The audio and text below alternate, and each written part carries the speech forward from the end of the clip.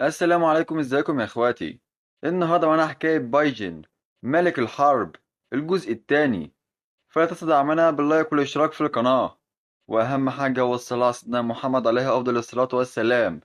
وبلاش اطول عليكم، ويلا بينا نكمل الحكاية. والآن وقد حصلت على موهبة ذهبية. غادري الآن بأسرع ما يمكنك. والأرواح عادة لن تقوم بإيذاء نسلها، ولكن على مر السنين تلوثت الأرواح بالشر وتحولت إلى أرواح شريرة، وهيكون الأمر خطير إذا قابلتيها. بتقول له سوف أفعل، ولكن كيف وصلت لهنا؟ وإنها منطقة لتجمع الأرواح الذهبية. بيقول لها أنا أيضا أحاول الحصول على موهبة ملائمة بطبيعة الحال. بتقول له أتريد الحصول على موهبة ذهبية أيضا؟ هذا ممكن، ولكن حالتك ضعيفة جدا مقارنة بالمتدربين العاديين. بس بيقول لها انت مجرد طفلة صغيرة، وما الذي تعرفينه؟ وتذكري فقط ابقاء مكاني سرا، ولا تتحدثي عن ذلك. بتستغرب لين تشي من كلامه، وبتقول لنفسها هذا الشخص يتحدث دائما بمثل هذه اللهجة المتغطرسة. وبتتفاجئ جدا ان هو ينوي التعمق في المكان. بتقول لين تشي لنفسها نحن بالفعل بالمنطقة الذهبية، ولكنه لسه ينوي التعمق اكتر. أيعقل أنه يعتزم الذهاب إلى المنطقة الأعمق من أرض بركات ضوء النجوم. وبعد فترة بيوصل لأعمق مكان داخل أرض بركات النجوم، وبيقول إنها بوابة الجحيم الأسطورية. وهنا بيظهر وحش عملاق، وبيشعر بطنه بضغط كبير من قوة هذا الوحش.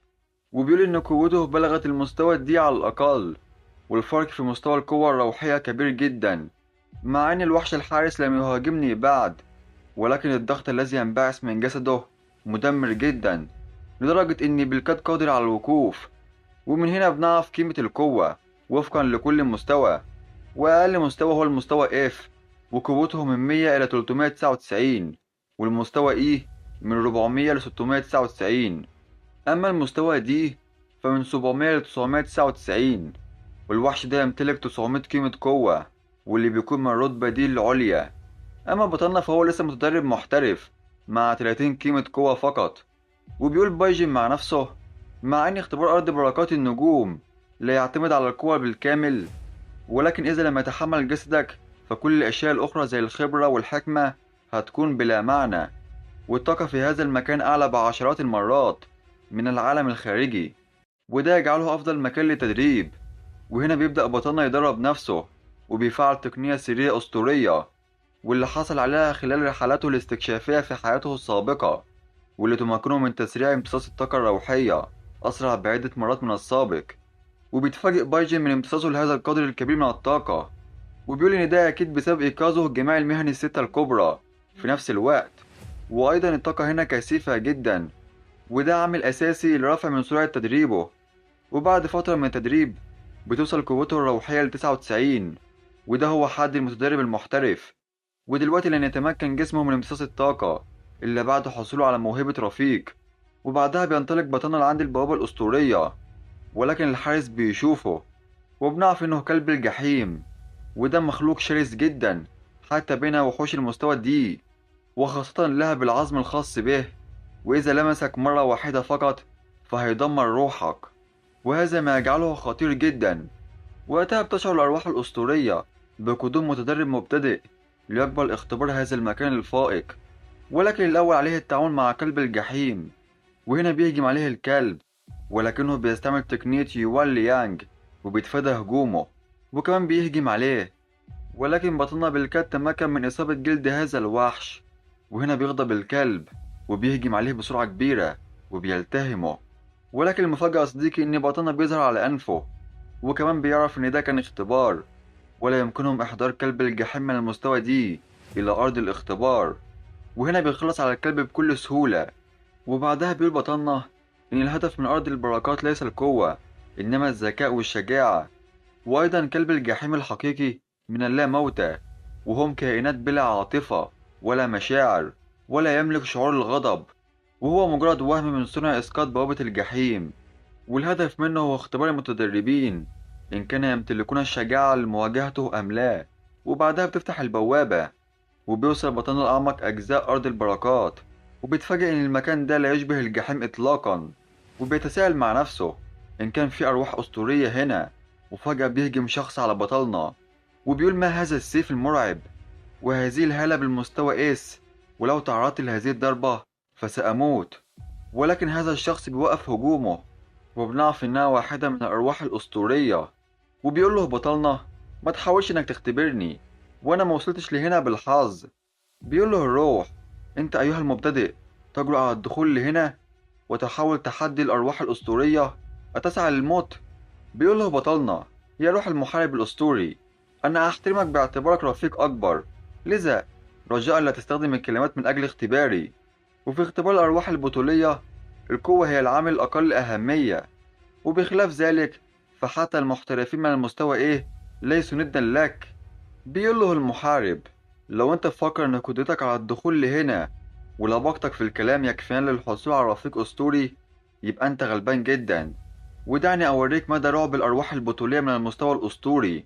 وهنا المحارب بيستخدم قوته، وفجأة بينتقل البطل لساحة المعركة، وكمان بيلاقي إن قوته ارتقت إلى المستوى إي. وبعدها بنعرف إن الفارس أخده إلى نطاق الاختبار الوهمي، وبقيت الأرواح غاضبة جدا من ده، لأنه قبلها بشوية كان المحارب بيتكلم إنه هيلقن بطلنا درسا عند دخوله لهنا، ولكنه استغل الفرصة وأخده إلى نطاق الاختبار الوهمي. وبالمناسبة اسم المحارب هو لين وي، وأيضا بيقولوا إنها المرة الأولى من 100 سنة التي ينجح فيها مبتدئ في الوصول لهنا. ولكن في النهاية الاختبارات الأسطورية صعبة جدا على المبتدئين، ولم يتوقعوا أن بطلنا لديه بنية قوية تلائم المهن الستة الرئيسية، إنه عبقري غير مسبوق. إيه رأيكم يا رفاق؟ أتعتقدون أن لين وي سوف يتساهل مع هذا الفتى ويجعله ينجح في الاختبار؟ بيقول له التاني: كيف يجرؤ؟ وهل سيكسر قوانين اختبار الأرواح البطولية؟ ولو كان هناك من سيتساهل معه فسيكون نحن.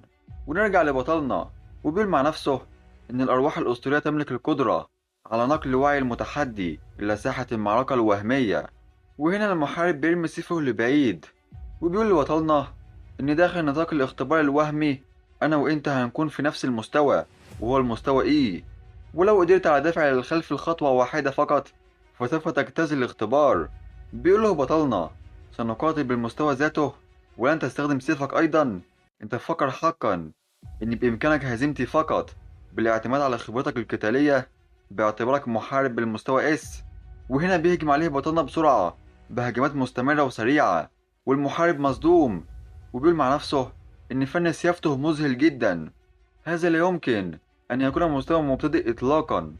وبطلنا بيهجم عليه بهجمات مستمرة بدون إعطاء خصمه أي فرصة للرد، وبالكاد المحارب بيصد هجماته، وبيقول مع نفسه إنه حتى لو كان يحمل سيفا فهيكون من الصعب عليه صد هذا الهجوم العاصف.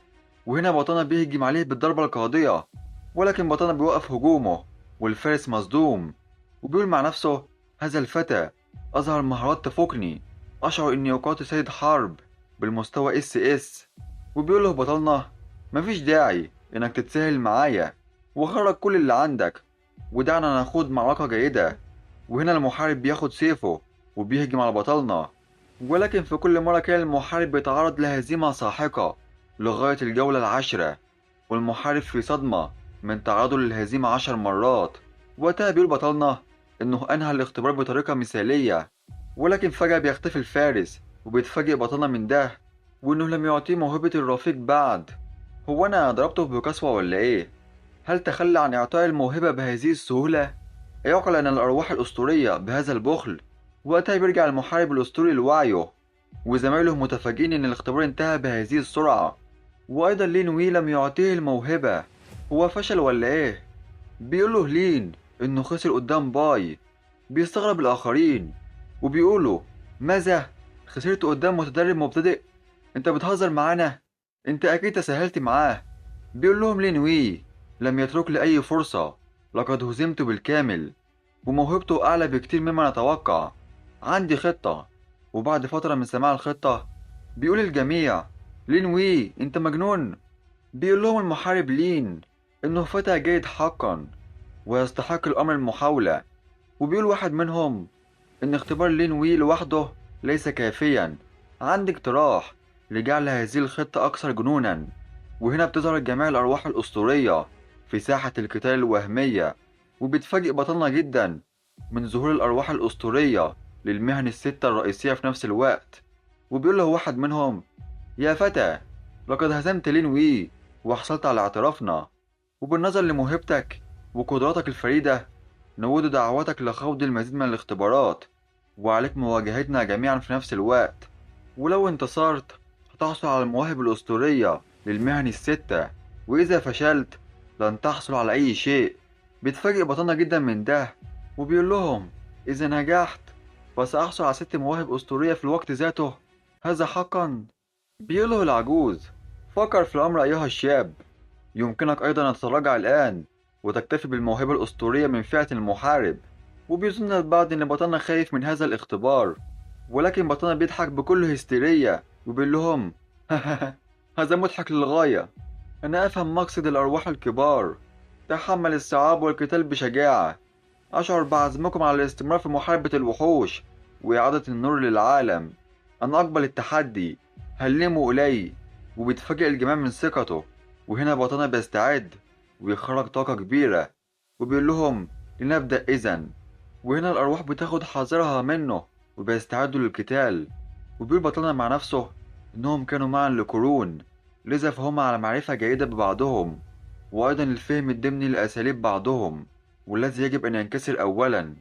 الأول لازم أتخلص من التهديد الأكبر وهو المغتال. وهنا بيختفي المغتال وبيظهر خلف بطلنا، ولكن بطلنا بيشعر بيه باستعماله لمهارات الرامي.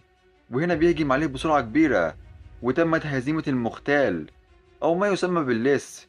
والجميع مصدوم من ده وبيستعدوا جيدا، وهنا بيهجموا عليه جميعا في نفس الوقت، ولكن بطلنا بيتجنبها باستعماله للمرونة الخاصة بالمغتال وخفة الرامي، وبيستعمل العقل الحاد لصد السهام. وهنا المشعوذ بيهجم على بطلنا بصاعقة البرق، ولكن بلا فائدة، وده لأن لديه بنية الفارس المقاومة للتعاويذ. وهنا بيهجم على المشعوذ وتمت هزيمة المشعوذ. وهنا بتهجم عليه الرامي، ولكن بطلنا بيرد عليه الهجوم بجسمه الصلب، وتمت هزيمة الرامي. وهنا بتقول المستدعية للفارس بتثبيته، وهنا بتخرج دب عملاق وبالفعل بيثبته الفارس. وهنا الدب العملاق بيهجم عليه، ولكن بطلنا بيسيطر على الدب العملاق بما انه مستدعي ايضا، وبعدها بيستعملوا الهجوم على الفارس وتمت هزيمة الفارس. والمستدعية مصدومة إنها خسرت السيطرة على الدب العملاق، وهنا بيظهر بطلنا قدامها وبيهجم عليها بسرعة كبيرة وتمت هزيمتها. ودلوقتي ما فاضلش إلا المحارب، وبيقول له بطلنا عايز تكمل ولا إيه؟ بيقول له المحارب مفيش داعي، أنت الفايز. وهنا الجميع بيهنوا بطلنا على إنهاء الاختبار المشترك وبيعطيه الجميع مواهبهم. وبطلنا سعيد جدا وبيقول مع نفسه في النهاية هل حصلت على 6 مواهب أسطورية في الوقت ذاته؟ ولكن هل يمكن لجميع هذه الهبات أن توجد في جسم واحد؟ وهنا بطلنا بيشعر بشيء غريب، وكأن المواهب ال6 تندمج معا، والجميع مصدوم جدا وبيقولوا إن الهالة التي تنبعث منه بعيدة تماما عن كونها موهبة أسطورية، إنها في مستوى تاني تماما. والجميع مصدوم، وبتقول واحد منهم موهبة أعلى من الأسطورية، ماذا هيكون تصنيفها؟ وبس كده يا صديقي، ولا تنسى دعمنا باللايك والاشتراك في القناة، وأهم حاجة هو الصلاة على سيدنا محمد عليه أفضل الصلاة والسلام. وشكرا على المشاهدة وفي رعاية الله.